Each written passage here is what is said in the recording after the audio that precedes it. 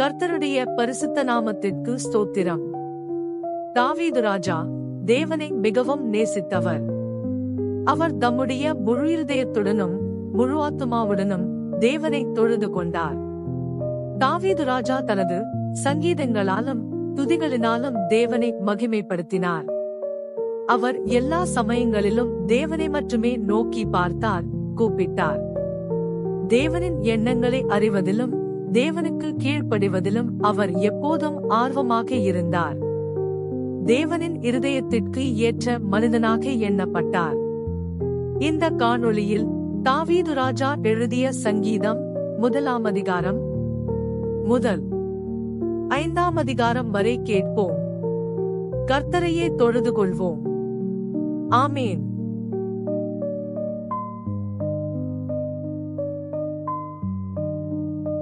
சங்கீதம் 1 அதிகாரம். துன்மார்க்கருடைய ஆலோசனையில் நடவாமலும் பாவிகளுடைய வழியில் நில்லாமலும் பரியாசக்காரர் உட்காரும் இடத்தில் உட்காராமலும் கர்த்தருடைய வேதத்தில் பிரியமாயிருந்து இரவும் பகலும் அவருடைய வேதத்தில் தியானமாயிருக்கிற மனுஷன் பாக்கியவான். அவன் நீர்க்கால்களின் ஓரமாய் நடப்பட்டு தன் காலத்தில் தன் கனியை தந்து இலையுதிராதிருக்கிற மரத்தைப் போலிருப்பான். அவன் செய்வதெல்லாம் வாய்க்கும்.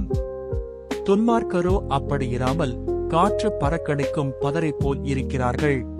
ஆகையால் துன்மார்க்கர் நியாய தீர்ப்பிலும் பாவிகள் நீதிமான்களின் சபையிலும் நிலை நிற்பதில்லை. கர்த்தர் நீதிமான்களின் வழியை அறிந்திருக்கிறார், துன்மார்க்கரின் வழியோ அழியும்.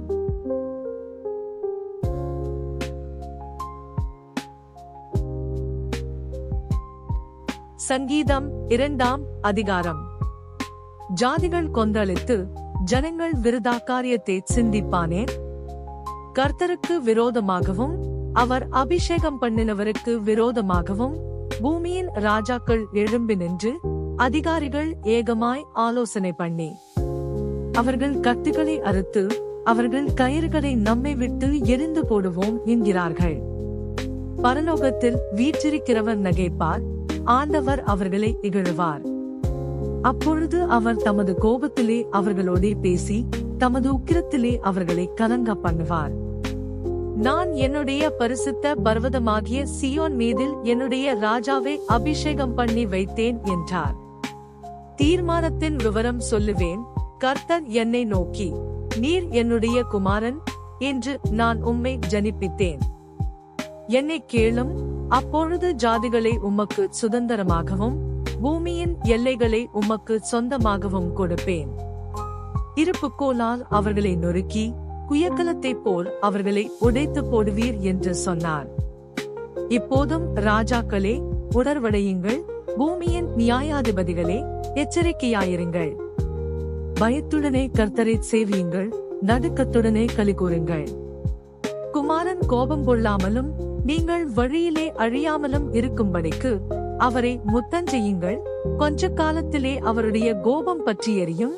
அவரை அண்டிக் கொள்ளுகிற யாவரும் பாக்கியவான்கள்.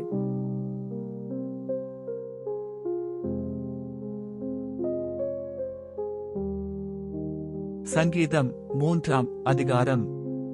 தாவீது தன் குமாரன் அப்சலோமுக்கு தப்பி ஓடிப்போகையில் பாடின சங்கீதம். கர்த்தாவே, என் சத்துருக்கள் எவ்வளவாய் பெருகியிருக்கிறார்கள். எனக்கு விரோதமாய் எழும்புகிறவர்கள் அநேகர். தேவனிடத்தில் அவனுக்கு இரட்சிப்பு இல்லை என்று என் ஆத்துமாவை குறித்து சொல்லுகிறவர்கள் அநேகராயிருக்கிறார்கள். ஆனாலும் கர்த்தாவே, நீர் என் கேடகமும் என் மகிமையும் என் தலையை உயர்த்துகிறவருமாயிருக்கிறீர். நான் கர்த்தரை நோக்கி சத்தமிட்டு கூப்பிட்டேன். அவர் தமது பரிசுத்த பர்வதத்திலிருந்து எனக்கு செவி கொடுத்தார். நான் படுத்து நித்திரை செய்தேன், விழித்துக் கொண்டேன். கர்த்தர் என்னை தாங்குகிறார். எனக்கு விரோதமாக சுற்றிலும் படையெடுத்து வருகிற 10,000 பேருக்கும் நான் பயப்படேன். கர்த்தாவே, எழுந்தருளும். என் தேவனே, என்னை இரட்சியும். நீர் என் பகைஞர் எல்லாரையும் தாடையிலே அடித்து துன்மார்க்கருடைய பற்களை தகர்த்து போட்டீர். இரட்சிப்பு கர்த்தருடையது. தேவரீருடைய ஆசீர்வாதம் உம்முடைய ஜனத்தின் மேல் இருப்பதாக.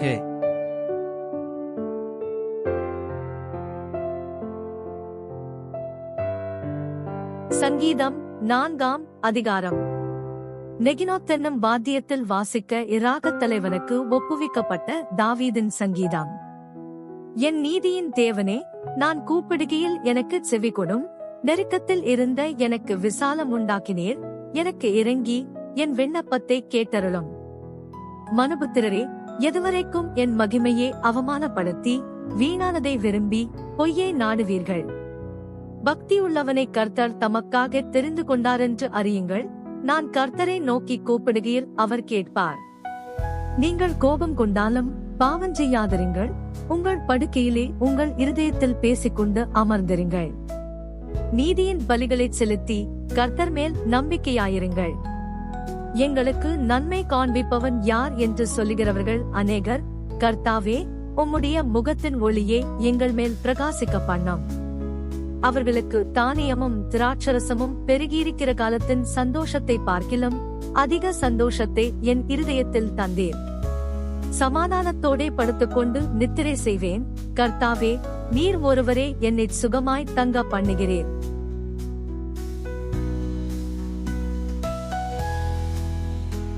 சங்கீதம் 5ஆம் அதிகாரம். கர்த்தாவே, என் வார்த்தைகளுக்கு செவிகொடும்.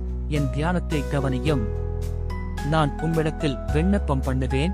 என் ராஜாவே, என் தேவனே, என் வேண்டுதலின் சத்தத்தை கேட்டருளும். கர்த்தாவே, காலையிலே என் சத்தத்தை கேட்டருளுவீர். காலையிலே உமக்கு நேரே வந்து ஆயத்தமாகி காத்திருப்பேன். நீர் துன்மார்க்கத்தில் பிரியப்படுகிற தேவன் அல்ல. தீமை உம்மிடத்தில் சேர்வதில்லை. வீம்புக்காரர் உம்முடைய கண்களுக்கு முன்பாக நிலை நிற்க மாட்டார்கள். அக்கிரமக்காரர் யாவரையும் வெறுக்கிறீர். பொய் பேசுகிறவர்களை அழிப்பீர். இரத்தப்பிரியனையும் சூதுள்ள மனுஷனையும் கர்த்தர் அரவரிக்கிறார். நானோ உமது மிகுந்த கிருபையினாலே உமது ஆலயத்துக்குள் பிரவேசித்து உமது பரிசுத்த சந்நிதிக்கு நேரே பயபக்தியுடன் பணிந்து கொள்ளுவேன். கர்த்தாவே, என் சத்துருக்கள் நிமித்தம் என்னை உம்முடைய நீதியிலே நடத்தி எனக்கு முன்பாக உம்முடைய வழியைச் செவ்வைப்படுத்தும். அவர்கள் வாயில் உண்மை இல்லை. அவர்கள் உள்ளம் கேடுபாடுள்ளது. அவர்கள் தொண்டை திறக்கப்பட்ட பிரேத குழி. தங்கள் நாவினால் இச்சகம் பேசுகிறார்கள். தேவனே, அவர்களை குற்றவாளிகளாக தீரும். அவர்கள் தங்கள் ஆலோசனைகளாலேயே விழும்படி செய்யும். அவர்கள் துரோகங்களினுடைய திரட்சி நிமித்தம் அவர்களை தள்ளிவிடும். உமக்கு விரோதமாய் கலகம் பண்ணினார்களே.